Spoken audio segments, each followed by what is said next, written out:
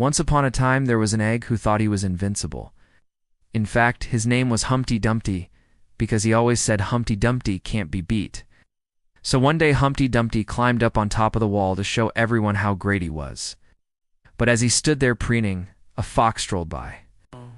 The fox asked him what he was doing up there, and Humpty Dumpty replied, "I'm just hanging out on top of this wall, because I'm invincible." The fox chuckled and said, "You don't look very invincible from here. In fact, you look kind of fragile." And with that, the fox pounced. Humpty Dumpty screamed as he fell, but no one came to help. All the king's horses and all the king's men couldn't put Humpty Dumpty back together again. Humpty Dumpty was so scared, had never felt so small and insignificant in his whole life. It had been wrong. It wasn't invincible. As he lay there shattered on the ground, Humpty Dumpty made a decision. If he was going to survive, he needed to change. He needed to become something other than an egg. So with the last of his strength, Humpty Dumpty rolled himself over to the nearby river. He looked around to make sure no one was watching. Then he took a big, deep breath and jumped in. The water was freezing cold, but Humpty Dumpty didn't care, kept himself afloat by blocking the sun with his shell. And after a while, he saw a patch of land not too far away. With a renewed sense of determination, he started to swim towards it. After what seemed like hours, Humpty Dumpty reached the shore. He collapsed on the grass, exhausted but alive. Now that he was safe, he started to think about what he was going to do next. He knew he couldn't just go home. Everyone there would just try to eat him. No, he needed to find somewhere else to live, somewhere where no one knew him, and he could start a new life. Humpty Dumpty started walking down the road, unsure of where he was going. After a while, he came across a clearing, and in the middle of it was a little cottage. Smoke was coming out of the chimney, and flowers were growing all around the yard. Humpty Dumpty knocked on the door. "Hello?" he called out. "Is anyone home?" A moment later, the door opened and the most beautiful bird Humpty Dumpty had ever seen was standing in front of him. "Can I help you?" she asked. "My name is Humpty Dumpty," he replied. "I was wondering if I could stay here for a while. I've had a bit of an accident and I need some help." The bird looked at him for a moment. "Of course," she said. "Come inside." Humpty Dumpty walked into the cottage, and the bird closed the door behind him. It was warm and cozy inside, and Humpty Dumpty felt a sense of relief wash over him. "Thank you for helping me," Humpty Dumpty said to the bird. "My name is Gertrude," she replied, "and this is my magic cottage. You see, I'm a witch, and this cottage is full of potions and spells."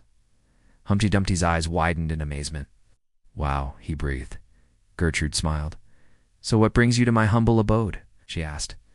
Humpty Dumpty hesitated for a moment. He wasn't sure if he should tell her the truth, but then he decided that he had nothing to lose. "I was on top of the wall and I got scared and I fell," he admitted. "Oh dear," Gertrude exclaimed. "That sounds serious. Come with me," she said. "I think I have just the thing to help you."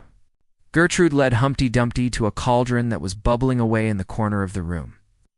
"This is my magic potion," she explained. "It can cure almost anything."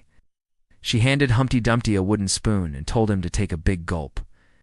"Yuck," Humpty Dumpty grimaced. "It tastes terrible." "Don't worry," Gertrude said. "It'll make you feel better in a few minutes." Humpty Dumpty waited patiently, but he wasn't sure if he believed her. A few minutes turned into an hour, but nothing happened. Gertrude," Humpty Dumpty asked, "do you think this is working?" "Of course it is," Gertrude replied. "Just give it more time." Humpty Dumpty sighed. He was starting to get impatient. Just then, he heard a loud crash, and they both turned to see a man standing in the doorway. "Who are you?" Humpty Dumpty asked. "I'm the one who lives in this cottage," the man replied.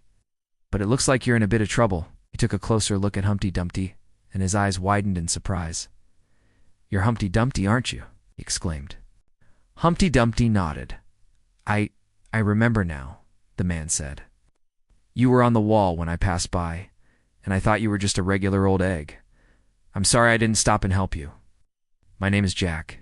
Would you like me to take you home?" Humpty Dumpty hesitated for a moment. On the one hand, he wanted to go home. On the other hand, he didn't want to admit that he was scared. Well, Humpty Dumpty finally said, "That's very kind of you, but I really need to get stronger first. I can't just go home and let everyone know I'm weak." "I understand," Jack said. "Why don't you stay here for a few more days and get some rest? You can stay as long as you need." Humpty Dumpty smiled. "Thanks, Jack," he said. "That's very kind of you." And with that, Humpty Dumpty went back to his bed and tried to get some sleep. He was still a little shaken from his fall, but he was also starting to feel a little bit better. Maybe with Jack's help, he could get stronger and face his fears. Or maybe he'd just be stuck in this cottage forever.